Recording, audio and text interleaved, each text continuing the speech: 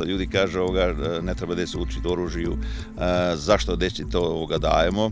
Pa znate kako, znači niko ovdje nikoga ne prisiljava, svako je na dobrovoljnoj bazi, znači veliki dio roditelja iz Srbije jednostavno želi da deca okuse taj neki vojnički život. Mi smo u tradiciji, da ne kažem ratički narod.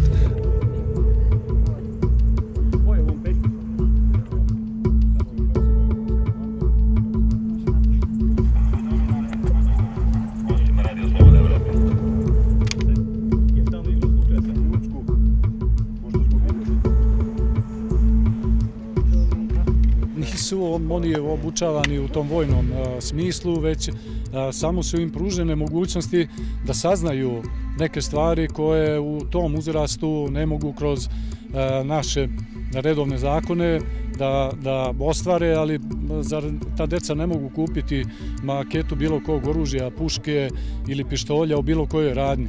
Ali oni su ovdje spremni da to prepoznaju i da se odbrane od toga.